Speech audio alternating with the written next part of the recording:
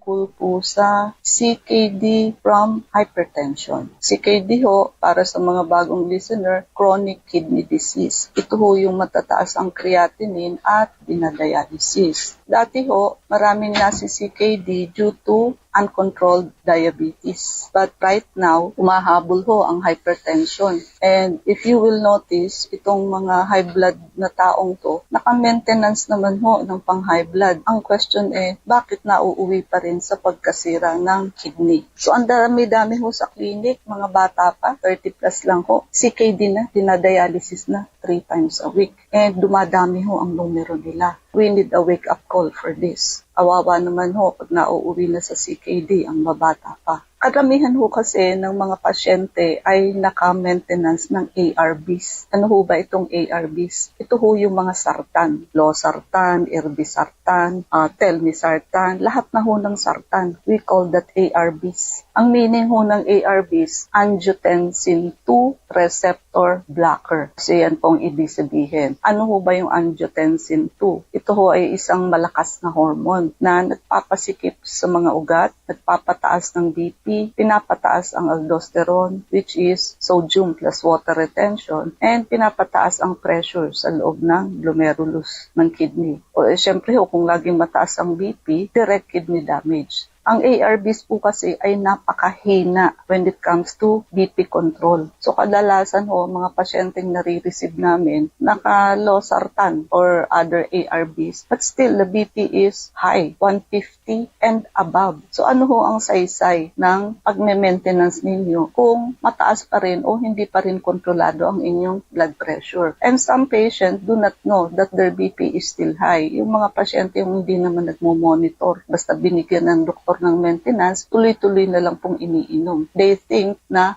protektado na sila or safe sila because naka-maintenance sila. Kung mahina ho ito mag-control ng blood pressure, so still CKD will happen. Kasi nga ho, ang chronic kidney disease ay nangyayari pag hindi ho kontrolado ang blood pressure. So hindi ho, kadalasan naman ho sa doktor, first line of drug for hypertension ang binibigay itong mga ARBs because the fact na may kidney protection ho ito. But kidney protection for the patient will not happen or hindi ho makukuha if the BP is still high. Ayan, you need to understand that. Karamihan ho, majority, sabihin na natin 90% ng taong high blood naka-ARBs. No? May konting pagkakamali din dito or kakulangan ang mga doktor. Bakit? So, because of the kidney protection promise of ARBs, they keep prescribing ARBs o sartan sa mga high blood na pasyente. Automatic ho yan, sartan pagka high blood. Without monitoring the BP, kasi babalik ho sa kanila ang pasyente after 3 to 6 months. So, hindi nila na-monitor if effective yung binigay nilang ARBs. Hanggang sa nasisira na ho ang kidney ng pasyente dahilan sa taas ng blood pressure. So, hindi ho successful ang pagkukontrol ng BP because of using ARBs or sartan. Tumataas ho kasi ang bilang ng mga may CKD at ang babata pa due to hindi na ho diabetes, hypertension because of the fact of giving ARBs which is very weak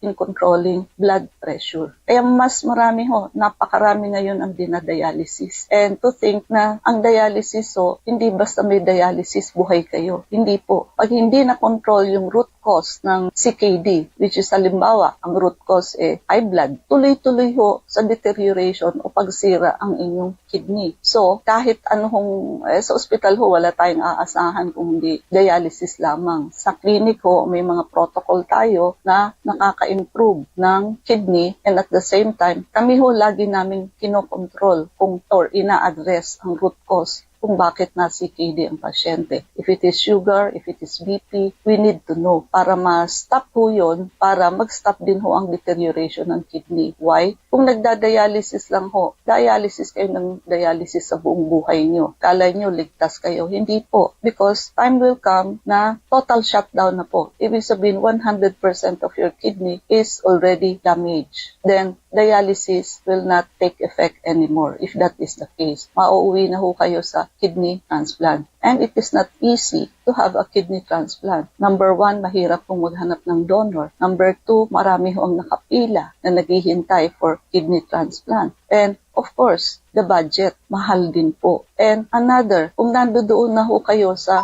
na-transplant na kayo, another problem is kidney rejection. May mga pasyente ho na na-transplant na pero ano pa rin ho, ni-reject pa rin ho ang bagong kidney. Kaya to prevent rejection, ang ginagawa ho, pinaiinom ng immunosuppressant drug o gamot para ho hindi i-reject ang bagong kidney. Kaso, ang effect naman ho nito sa pasyente is mai-immunosuppress kasi immunosuppressant yung binigay eh. So para kayo may HIV or AIDS na maubuhan lang kayo, kayo na ho yung may ubo. Ganun ho, risky yung ganun. So ang ikamamatay ng pasyente, hindi na nga ho yung bagong transplant kung hindi infection because of humina ang immune system ninyo. Pagka hindi ho controlled ang hypertension, syempre ando doon ho yung constant high pressure damage sa glomeruli ng kidney. Yung filtration barrier ho becomes stiff and scarred, napepeklatan ho yung kidney. And over time, bababa na ho ang GFR, tataas ang creatinine, babagsak ho ang creatinine clearance. And ito ho ang tawag dito is hypertensive nephrosclerosis. Hindi ho yan biglaan ang CKD. Slow pressure injury po yan. Siyempre, inside the kidney, pag mataas ho ang BP, yung glomerular hyperfiltration at first, at later, capillary collapse plus fibrosis na ho ang nangyayari. So, ang creatinine ho creeps up. Urine output may still look normal and the patient feels fine, which is already late detection na ho pag nalaman. By the time na ang creatinine ho ay tumaas, structural damage is already present sa kidney. Ang problema ho sa pagre-rely natin sa mga sartan, rhinoprotective ho siya, yes. But mahina ho siya or weak siya pagka stand-alone siya as BP controller. So especially kung ang tao ho, ang BP ay 150/90 or greater. Ang pasyente ho kasi dyan merong salt sensitivity, kadalasan ho obese, may diabetes, stress, at matagal na hong hypertension. Ang ARBs ho or sartan dilate the efferent arterioles, reduce intraglomerular pressure, but they do not aggressively lower systemic BP on their own. Ang false sense of kidney protection, umaasa ho ang pasyente at doktor na may kidney protection sila by using ARBs or sartan, but many patients and even doctors think na okay na, naka-ARB naman, protected ang kidney. No, ang reality ho, renal protection or kidney protection without BP control is an illusion. Hindi ho mangyayari yung protection sa kidney if hindi ho na ibaba ang BP. Tandaan niyo po yan, napaka-importante niyan, and this is an eye-opener both for the doctor and the patient. The doctor should notice na ang binibigyan nila ng ARBs, hindi naman bumababa ang BP. And also with the patient, dapat